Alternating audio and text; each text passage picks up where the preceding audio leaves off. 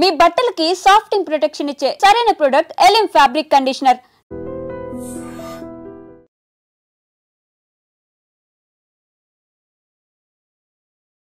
కేరళలో రెండు final question రెండు ఉంటాయి. ఒకటి సైబర్ క్రైమ్ ఎలాగుంది అక్కడ, రెండు పోలీస్ డిపార్ట్మెంట్లోకి వచ్చే వాళ్ళకి మీరు ఇచ్చే మెసేజ్ ఏంటి? అక్కడ పోలీస్ డిపార్ట్మెంట్ ఎక్కడైనా సరే ఇండియా ఆల్ ఇండియా సర్వీస్లో రావాలనుకున్న ఆస్పిరెంట్స్కి మీరు ఇచ్చే మెసేజ్ ఏంటి? ఇప్పుడు ఎక్కువగా కంట్రీ వైడ్గా సైబర్ క్రైమ్ ఎక్కువ ఉంది కాబట్టి కేరళలో కూడా రిపోర్టింగ్ ఎక్కువ ఉందా తక్కువ ఉందంటారు? అయితే సైబర్ ఫ్రాడ్ అనేది కేరళలో చాలా బాగా రిపోర్ట్ అవుతుందండి, ఎక్కువ రిపోర్ట్ అవుతుంది. ఎందుకంటే పబ్లిక్ అక్కడ అవేర్నెస్ ఎక్కువ ఉంది, గ్రీడ్ ఉందా? గ్రీడ్ ఒకటే కాదండి, గ్రీడ్ ఒకటే కాదు, అంటే రిపోర్టింగ్ ఎక్కువ. అంటే రిపోర్టింగ్ అంటే ఏంటంటే ఇప్పుడు 100 మంది ఎఫెక్ట్ అయ్యారనుకోండి, 100 మంది 100 కాల్స్ చేస్తారు, నాకైందండి నాకైంది అంటే మనం ఎన్ని రిజిస్టర్ చేస్తాము? మీరైతే ఇక్కడైతే మేము 100 చేస్తాం, మేము మీరు మాకు 60-70 చేస్తాం అనుకోండి. అట్లా అయితే ఆ 100 చేసే వరకు కేరళలో ఎక్కువ ఉంది అని అనుకుంటాం మనం. కాకుంటే ఆ 100 వాటికి అన్ని కూడా మనం డిటెక్ట్ చేయలేము. మ్యాక్సిమం ఎఫర్ట్స్ చేస్తే 100లో 20-30 కామన్ కేసెస్ ఉంటాయి, సేమ్ ఫ్రాడ్స్టర్ ఉంటాడు. సో సైబర్ ఆపరేషన్స్ అని మేము ఒక సెపరేట్ వింగ్ ఓపెన్ చేసాము. 1930 నెంబర్ ఉంది కదా, అందరికి తెలిసిందే కదా. ఆ నెంబర్కి చేయడం వల్ల మనము we can stop the fund flow అనమాట. దాని తర్వాత ఆ ఫ్రాడ్స్టర్ని కనుక్కోవడం, వాడిని అరెస్ట్ చేసి తీసుకురావడము పెద్ద పని కదా. దానికోసం మేము సెపరేట్ టీమ్స్ తయారు చేసాము, చేసి వీఆర్ డిటెక్టింగ్ అండి కేసెస్. కానీ ఐ కెనాట్స్, ఎందుకంటే ఇది వైరస్ లాగా, ఇవాళ ఒక రకంగా ఉంటే రేపు ఇంకో రకంగా ఫ్రాడ్ వస్తుంది. అంటే మీ దగ్గర ట్రెండింగ్ క్రైమ్ ఏముందండి సైబర్ ఫ్రాడ్స్లో? సైబర్ ఫ్రాడ్స్లో దేశం మొత్తం ఒకటే ట్రెండ్ అండి. ఓటీపీస్ అనుకోండి, లింక్స్ అనుకోండి, యాప్స్ అనుకోండి, లోన్ ఫ్రాడ్స్ అనుకోండి, మీ ఫోన్ని టేక్ ఓవర్ చేసే రకరకాల క్యూఆర్ కోడ్ ఫ్రాడ్స్ అనుకోండి, దేశం మొత్తం జరిగేది ఒకటే ఫ్లోలో నడుస్తూ ఉంటుంది. మీ దగ్గర కూడా అదే ఉంది? ఎందుకంటే సెక్స్ ఆర్టిస్ట్ రకరకాల ఏంటండి, సెక్స్ ఆర్టిస్ట్ ఉందా, సెక్స్టార్షన్స్, అది కూడా ఒక మెథడ్ కదా. వీడియో కాల్స్ చేయడము, దాన్ని రికార్డ్ చేయడము, దాని తర్వాత ఎక్స్టార్షన్ చేయడము కామన్ గా జరుగుతుంటుంది. ఏంటండి డిజిటల్ అరెస్ట్? డిజిటల్ అరెస్ట్ కూడా మేము ఏం చేస్తామంటే అవేర్నెస్ వీడియోస్ తయారు చేస్తాం. మా సోషల్ మీడియా హ్యాండిల్స్ ద్వారా ఈ అవేర్నెస్ వీడియోస్ చేసి అందరికీ పంపిస్తుంటాం అనమాట. ఎస్పెషల్లీ పిల్లలకి స్కూళ్ళలో చెప్పిస్తుంటాము, కాలేజీలలో చెప్పిస్తుంటాము. తర్వాత ఈ రెసిడెన్షియల్ అసోసియేషన్స్కి మేము వీడియోస్ చూపిస్తుంటాము, వాళ్ళ వాట్సాప్ గ్రూప్లో పంపిస్తుంటాము. ప్రతి ఎస్హెచ్ఓకి మన హ్యాండిల్ నుంచి డౌన్లోడ్ చేసుకొని రెసిడెన్షియల్ అసోసియేషన్స్కి పంపుతుంటారు అనమాట. కానీ చాలా అవేర్నెస్ ఎక్కువ ఉంటుంది కదండి, వాళ్ళు కూడా ఎలా పడుతున్నారు కేరళ పబ్లిక్? ఇప్పుడు ఎంత మంచి డ్రైవర్ అయినా రోడ్డు మీద యాక్సిడెంట్ కావద్దు అంటే అవుతుంటాయి కదండి. We cannot avoid it, we can only reduce it and we can mitigate the impact. కాబట్టి ఎందుకంటే ఇది వైరస్ లాంటిది. ఈ కోవిడ్ అన్న అప్పుడు వచ్చింది, దాని తర్వాత సెకండ్ కోవిడ్ వచ్చింది, ఇప్పుడు థర్డ్ కోవిడ్ వస్తుంది. Virus will keep on changing, so fraudsters will change their modus ఆపరండి. Okay sir, Kerala state మొత్తం మీద కన్విక్షన్ రేట్ ఎలా ఉంటుందండి? కన్విక్షన్ రేట్ మాది కొంచెం బాగానే ఉంటుందండి.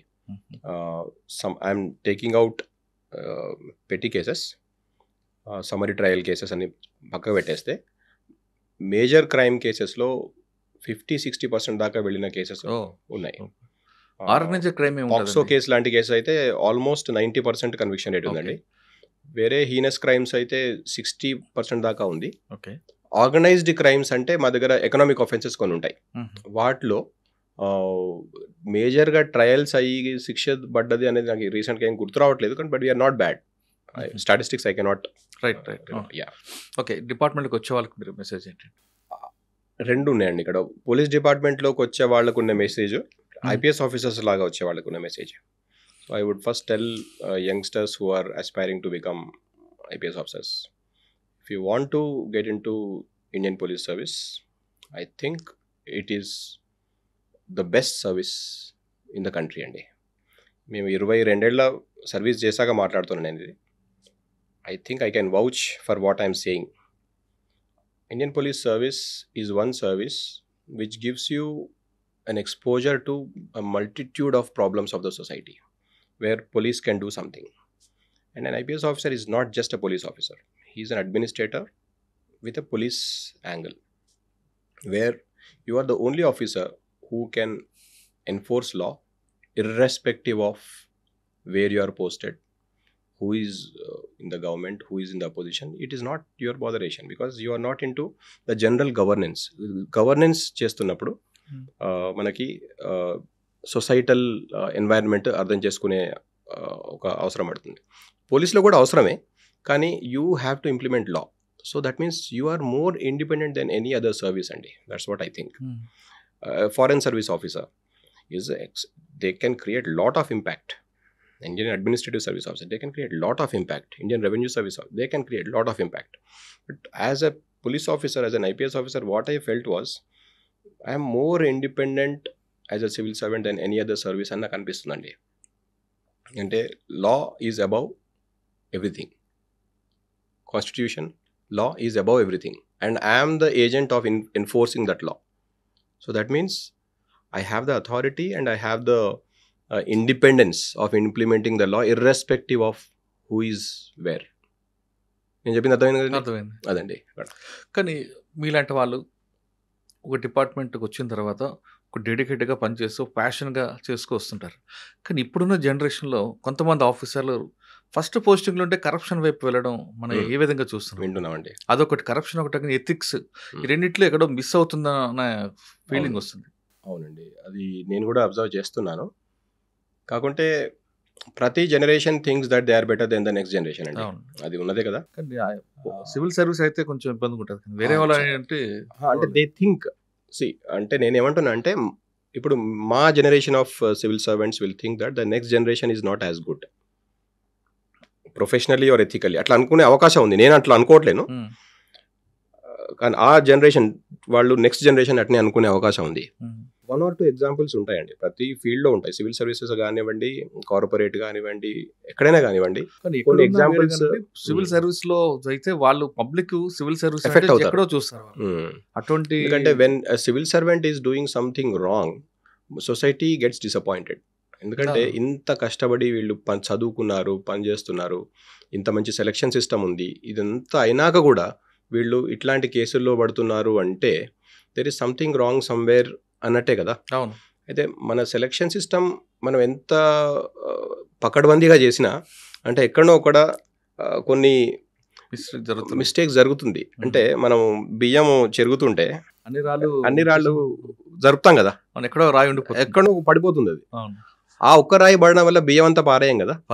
ఆ బియ్యాన్ని అంతా మనం చెడ్డ బియ్యం అని పడేయం కదా. ఆ ఒక్క రాయిని తీసేస్తే చాలు. సో పర్ఫెక్ట్ సిస్టమ్స్ ఉండాలి. రాయి తిన్నోడు అంటాడు కదా, బియ్యంలో అన్నంలో రాయి ఉంది అని అంటాడు. ఆ ఇరిటేషన్ కానీ ఆ ప్రాబ్లం ఉంటుంది, ఇట్స్ ఎ బిగ్ ప్రాబ్లం. కానీ నేను అనేది ఏంటంటే మనం we should not lose hope.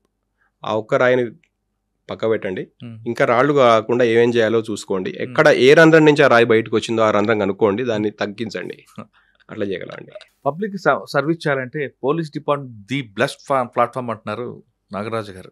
ఆయన చెప్తున్నట్లుగా డిపార్ట్మెంట్ రండి, ఇక్కడ డెడికేటెడ్గా పనిచేసే పబ్లిక్ ఎప్పుడు కూడా మీరు గుర్తుపెట్టుకుంటారంటూ ఆయన సర్వీస్ చెప్తున్నారు. సాధారణంగా కానిస్టేబుల్ కొనుక్కుడు పోలీస్ అయితే ఎలా ఉంటుంది, ఐపీఎస్ ఆఫీసర్ అయితే ఎలా ఉంటుంది అనే విషయాన్ని నాగరాజు గారు చక్కగా వివరించారు. వాళ్ళ నాన్నగారు పోలీస్ డిపార్ట్మెంట్ పనిచేసిన ఆయన కూడా ఎప్పుడు కూడా తన కొడుకు ఐపీఎస్ అని ఎక్కడ చెప్పుకొని గర్వపడలేదు. తన కొడుకు పోలీస్ డిపార్ట్మెంట్ చెప్పారు కానీ నా కొడుకు ఐపీఎస్ అని ఎక్కడ కూడా తలెత్తుకొని మాట్లాడడం కానీ లేదా పైన ఆఫీసర్లు కూడా రెక్లెస్గా మాట్లాడడం ఎప్పుడు నేను చూడలేదు. నాగరాజు గారు కూడా తండ్రి బాటలు నడుస్తున్నారు. ఖచ్చితంగా కేరళలో నాగరాజు గారు వైఫ్ ఇద్దరు కూడా మంచి పేరు తెచ్చుకుంటారని, తెలుగువారి సత్తా సాటుతారని భావిద్దాం. ఇది నాగరాజు గారు చెక్కిలంగా నాగరాజు గారితో ఎక్సలెంట్ ఇంటర్వ్యూ. వచ్చే వారం మరో గెస్ట్తో మళ్ళీ కలుద్దాం. అంతవరకు నమస్తే. Thank you sir. Thank you Muralidhar గారు. I dreams, this police diaries is something very, very valuable towards that. I must really appreciate Murali, your insights. I dreams founder and CEO Chinna Vasudev Reddy gartoni Muralidhar crime stories చాలా famous అయిపోయినావు.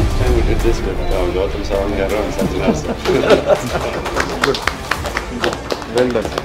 Congratulate him for doing so well, and I congratulate him, his boss also for doing so well.